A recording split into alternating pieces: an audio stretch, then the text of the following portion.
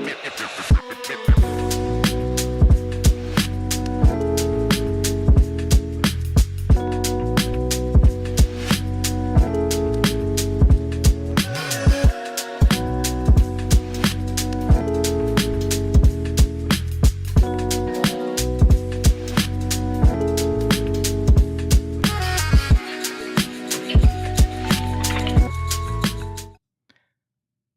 climbing a mountain today, but we'll find out who's at the peak.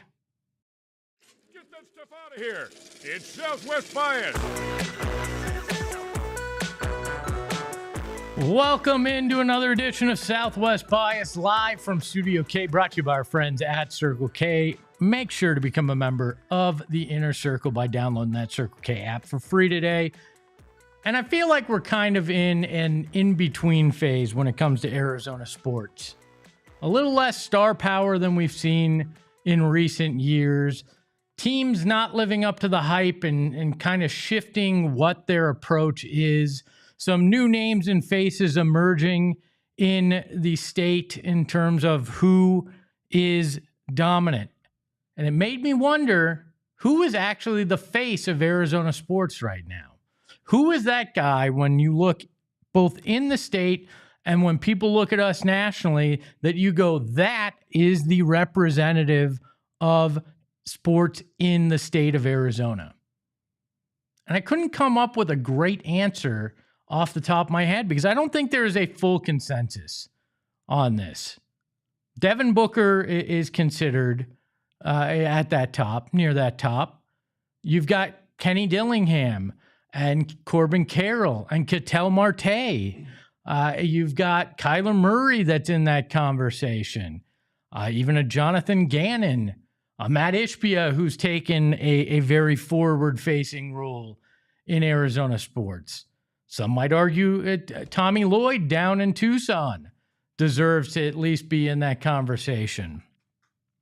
But I think this is a byproduct of, I'm not sure we know who we are right now in Arizona sports. I don't think we know who the true stars are in Arizona sports. You say Kyler Murray, and people will argue left and right with you. I think Alyssa Thomas and what she's doing in the WNBA, a likely MVP or at least MVP candidate, has some clout to be considered on that list of who should be the face of Arizona sports. I think you could argue there's a few retired people in Diana Taurasi and Larry Fitzgerald that still some people would gravitate towards as being who you think of when you think of Arizona sports. Hell, Kurt Warner and Charles Barkley, some people probably still think of. But I think there is a gap right now in who that would be. Devin Booker is likely that name. Because of the finals run, because of the shoes, because of the attention in the Olympics. That's probably the guy most people gravitate towards.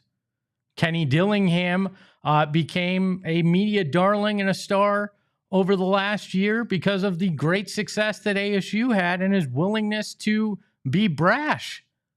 But that's 1 year. Alyssa Thomas is kind of in the same for me as well. She has performed very well this year. It's the first year here. Can she be the face of Arizona sports? Kyler Murray, people debate if he'll even be here next year.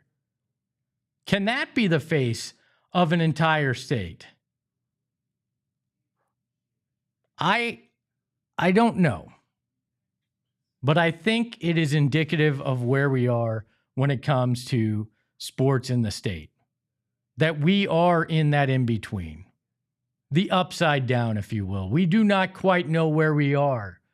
I thought Corbin Carroll would be that guy. I thought he'd take the mantle this year. I thought this team would be a World Series contender and that he would be in the MVP conversation. But here we are. They didn't. He's still in the mix, but I don't think he's that guy. The Mercury are still in the middle of their season. And I think Alyssa Thomas could move up those ranks, but she's not there yet. So who is the face of Arizona sports? I think there's a lot of debate to be had. But maybe that's just my Southwest bias. And guess what? We're going to have that debate right now in a segment we love to call Tearing Up.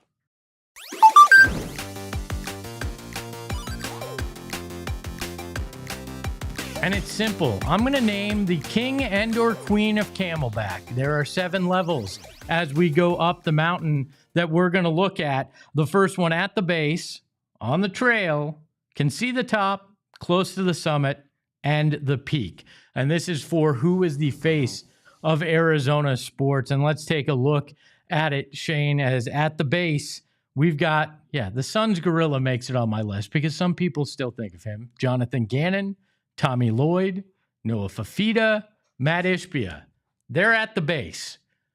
Could some of them move up? Could some of them fall off this list? Yeah, I think Noah Fafita, if he has a great season, would get a lot more attention. If they have another bad season with U of A football, he could fall completely off the list. Jonathan Gannon could be in the same boat if the Cardinals disappoint. I think Matt Ishbia is gonna stay in that realm because he's going to be the face of what the Phoenix Suns do for a while. For better or for worse, he'll be there. Tommy Lloyd could move up this mountain as well. Tommy Lloyd has yet to reach that peak in college basketball, but they have the talent with Koa Pete there in Tucson. I think there is a chance that he could move up a level on this going into next year, right? At that next level on the trail. These are guys that are either making their way back down the mountain or are on the trail trying to get to that peak. Budda Baker, fantastic player. Has, I believe, 5 straight Pro Bowl appearances for the Cardinals. But there was some question of whether they were even going to re-sign him and bring him back. I think he might be moving down the path here on the mountain, but right now he's on the trail.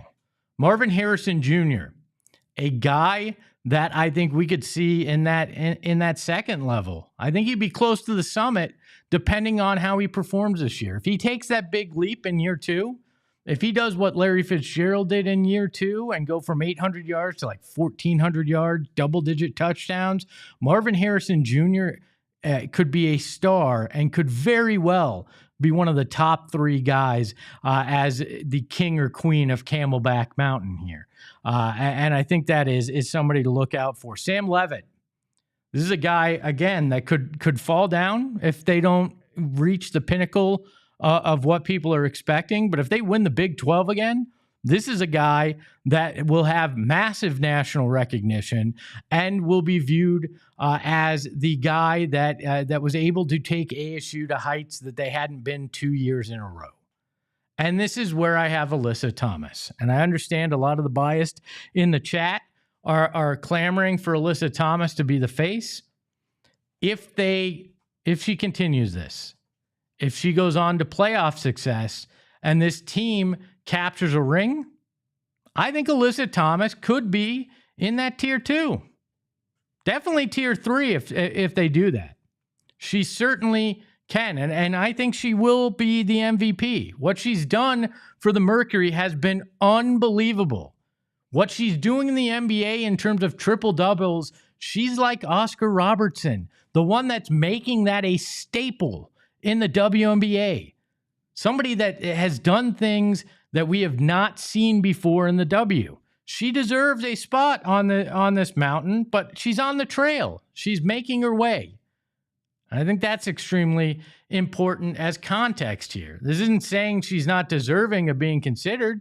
She's on the mountain. She's making her way up that trail. I think she'll get there.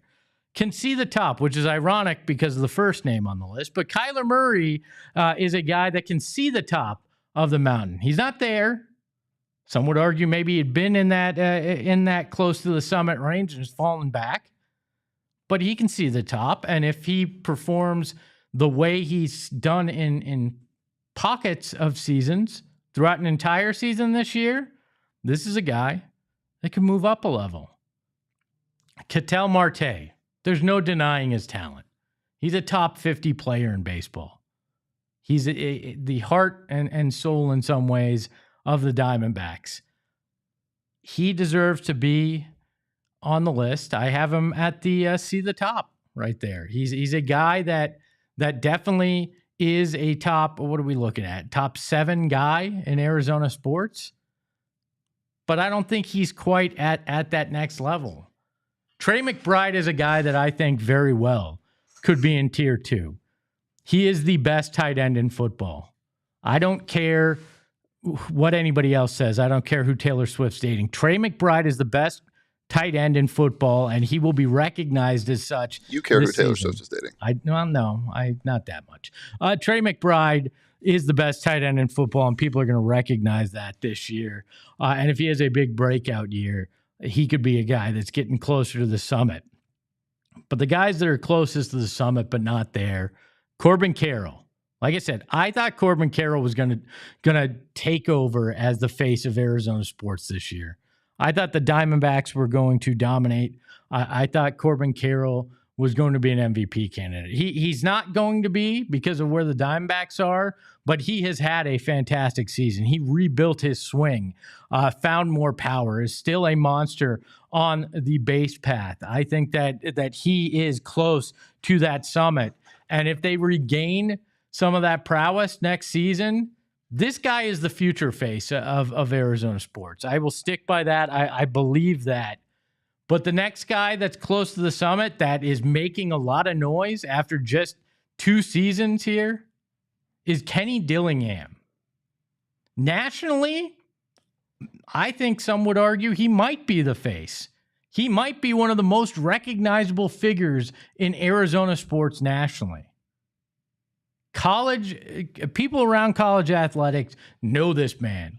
People in town know him. Whether you're a U of A or ASU fan, you know Kenny Dillingham because of how brash he is, what he has to say, the things that he does, and then the fact that his team goes out there and backs it up. Kenny Dillingham is close to the summit. He's close to being the king of Camelback, right? And if they win again this year, if they make it to the college football playoff, that summit is within reach for Kenny Dillingham. But the man that's at the peak, the king of Camelback as we stand right now, the face of Arizona sports is Devin Booker. His case got weaker over the last 2 seasons because with the most talent he's had surrounding him, they struggled. But I don't think that's as much on the individual as the team and the chemistry. And Devin Booker, thanks to what he did in those Olympics, the fact that his shoes have become so popular, the fact that the Suns had that finals run, he's the face of Arizona sports as it stands right now. He is the king of Camelback and will be unless Kenny Dillingham does something special. If that team makes a run in the college football playoff, Kenny Dillingham probably unseats Devin Booker as the face of Arizona sports. Next year, if Corbin Carroll's an MVP candidate, there's a chance he unseats Devin Booker as the face of Arizona sports. But right now, the king of Camelback, the man sitting on top, is Devin Booker. We welcome in the mustache behind the Mac, Shane Diefenbach. Shane, how are you, my friend? I'm fantastic, and I've been up Camelback, and I haven't seen any of these guys though. No. So the graphic was a bit misleading. You haven't seen any of them climbing the mountain in jeans? All right. No, only RFK. RFK Jr. How if you saw RFK, we got some reporting to do here on the program. You're my king of Camelback, at least when it comes to producers. I dabbled with all the others over the last couple of weeks while you were out on vacation, but you're the king of Camelback when it comes to producers. Do you agree? Devin Booker, though, when it comes to the face of Arizona sports, is at the top of the mountain? Yeah, and it kind of says something about the landscape of this of sports right now here, because I mean, he has, other than the Olympics, in the last couple of years, we haven't seen much. I wouldn't say improvement, because his game has changed and grown in many different ways, but he hasn't made a stronger case for himself since that finals run. Yeah, I mean, it's tough because he was top 10, like we've talked about, in points per game and assists per game last year, but it felt like that's what you expected out of him. Yeah. Yeah, but can you punish a guy because you expect greatness, and he delivers on that? Like that's the thing. We are in an in-between right now. There is no doubt about that, and I think there is definitely going to be some movement on this list. We'll revisit it come the end of football season and see if Kenny and Kyler and Sam Levitt and Marvin Harrison Jr., Trey McBride, the whole football crew, if they move up and down on it. But that is our King of Camelback, our tearing up segment. We'll do it again real quick. I want to give a shout out to U of A Athletics. They unveiled their new basketball court yesterday, and I got to say, it is a thing of beauty. You can hang it in the Louvre or the Oval, as Totri says. This is the best basketball court in the country. I'm talking college. I'm talking pro. It is a work of art. It is great to see the mountain and the cactus back on the court. I got to give them a big round of applause on what they were able to do with that court. It is spectacular. And then the last thing coming up today, actually in a few minutes, it's Corbin Carroll. Or excuse me, not Corbin Carroll. It's Zach, Merrill Kelly versus Zach Allen. There we go. Thank you. I'm there. I mean, Zach Allen's been forgettable this year, so they're pitching. They're facing off today. Should be an emotional one for them and a meaningless one for the rest of us. Because if Zach Allen wins, it doesn't matter. If Merrill Kelly wins, it just hurts. Well, so, I would. You can play spoiler now. Like, the Rangers need to be winning these series. I hate playing spoiler. Well, this team is the team that beat you. So if it's not the playoffs, if you're not fighting for it, I don't care. Be petty, Espo. I thought you were petty. Sure, I'm petty. Go. I like Merrill too much to be petty. On the other side of the break, I'll be petty with a guy that we appreciate. He's RK from DNVR. We're talking Cardinals and Broncos right after this on Southwest Bias. Oh, we've talked a lot about mountains today, and right now we're talking about Mountain America Credit Union. It's their MyStyle Checking Account. You have your style at MyStyle, and they have MyStyle Checking Account. It'll take care of what you need, your needs, because everyone needs a checking account, and you're going to have built-in benefits when you get the MyStyle account with Mountain America. You're going to get restaurant deals. Who doesn't love to eat? I had a lovely meal last night. I didn't get a discount, but I would have loved to. Mobile phone protection. Who does not drop this thing constantly and almost shatter their screen? Don't you want protection on that? Telehealth access. Going to the doctor sucks. It's tough to get there. You got work. You got life. Telehealth is fantastic. And Mountain America Credit Union helps you get there too. Plus, identity theft protection. Not that anybody wants my identity, but they might want yours. And so much more. It's MyStyle for your lifestyle. At Mountain America Credit Union, visit macu.com/MyStyle to apply. Insured by NCUA, membership required based on eligibility. Some benefits require no cost registration, activation. Terms and conditions and exclusions apply, just like in regular life. And branded bills. You've seen me every day on this program wear a Branded Bills hat. And that's not because they're a sponsor. It's because I love their hats. I have over 70 hats at home. I've told you about it. I've got the whole case in my closet of hats. And I'm slowly getting rid of all the other ones because I'm only wearing Branded Bills. They're comfortable. They're breathable. They're everything you want. Plus, you can get custom hats for your company like we have for PHNX.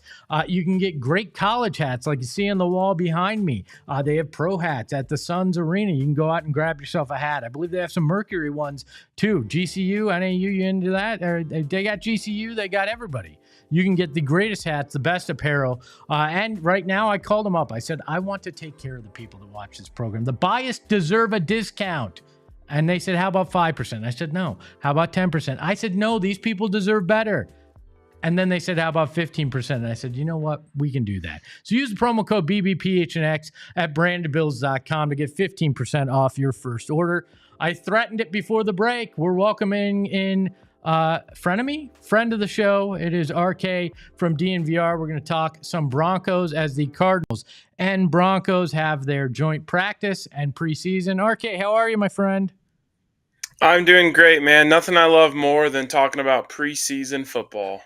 Well, first, I got to bring up something. It hit Shane and I hard last night, and you are one of our Vegas buddies when we go out to Summer League.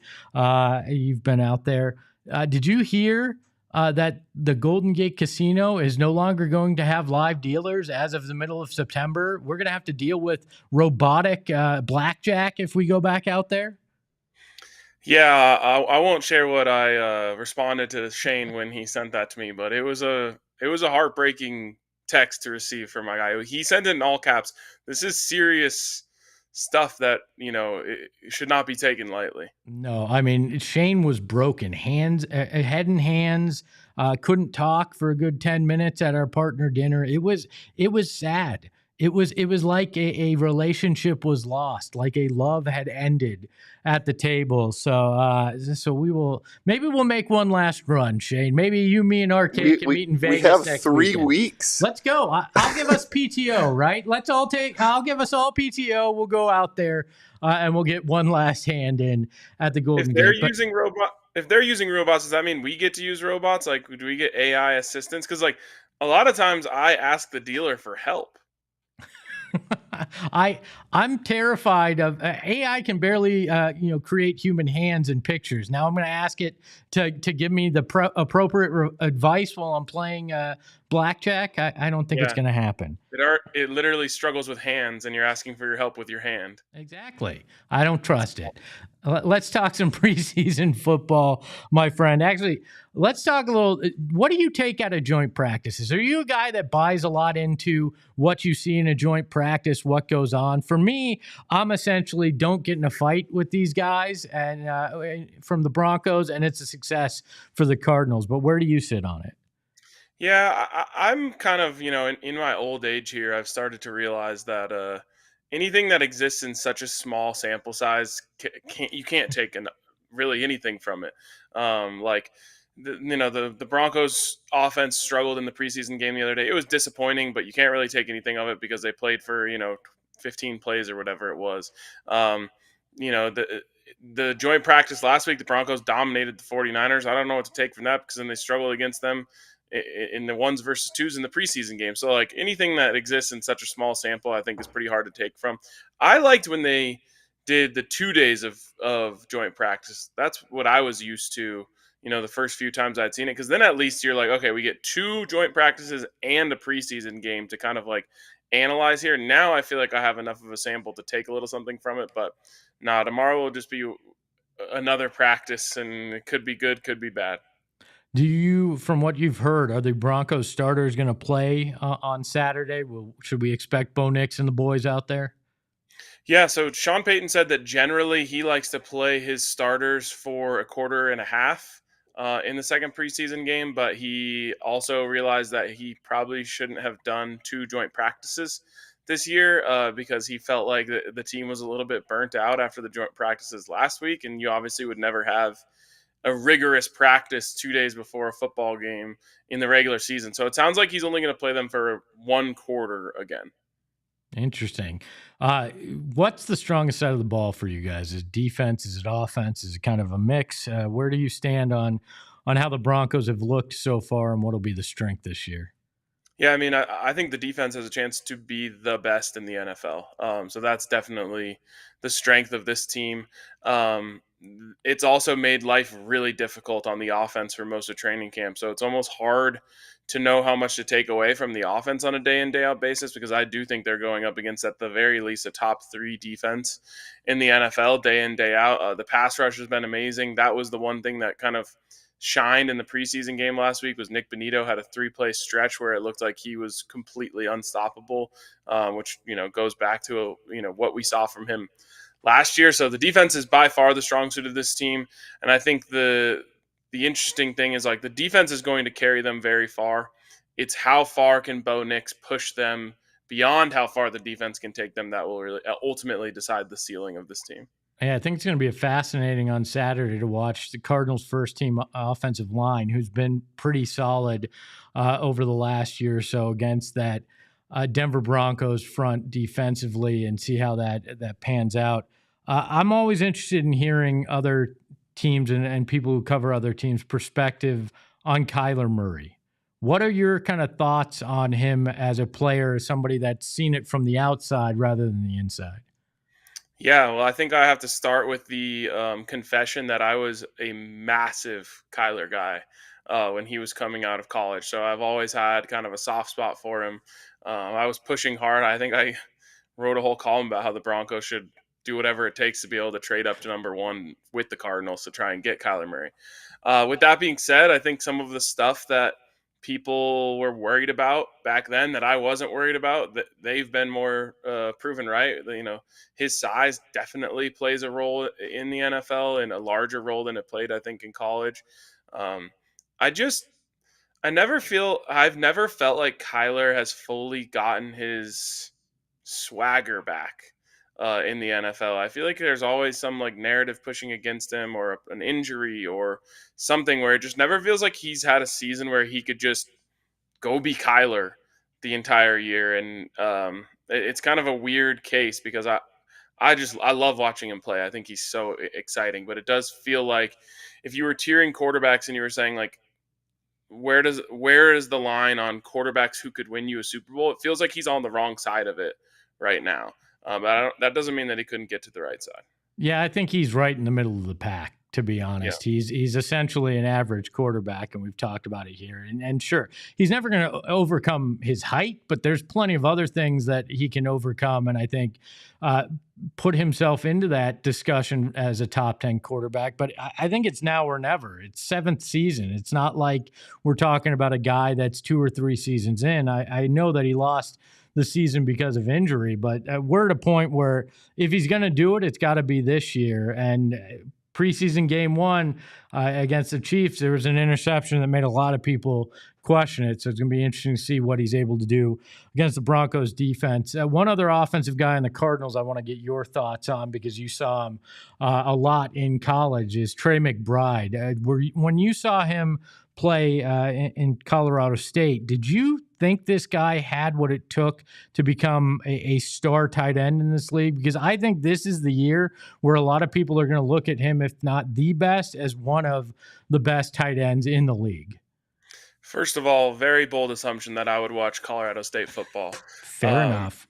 Second of all, he actually was our second ever NIL deal at DNVR. So I did end up watching me some Trey McBride, just to make sure, we were making the right decisions out here. And when I saw him play, yes, I was convinced we did make the right decision in signing him to an NIL deal. He was very special all the way back in college. And he is I just love his attitude. I love the way that he operates. I didn't get to this year, but I've had the opportunity to hang out with him the last 2 summers at a golf tournament that we were both invited to. And it is crazy. I mean, I'm sure you guys hear like the narrative of like, oh, he's just like a down home guy and truly from the country and, lives below his means type of thing. Like, that is exactly who it is. I mean, this guy comes up to this small town where we play in this golf tournament, and every person there knows him. Like, not just like, like, oh, that's Trey McBride. Like, hey, Trey, how's it going? How's this? How's that? And he's like, oh, yeah, how's your daughter so-and-so? Like, it's really cool to see because, I think when we saw him last year, he was either on the verge of a big contract or had already signed the big contract. And it was just like, how is this guy who's a budding NFL superstar like hanging out in Fort Lupton, Colorado with us, getting ready to play in this like small golf tournament for the local high school athletic department and, shaking hands with every single person there, and they all know him personally. It's pretty cool.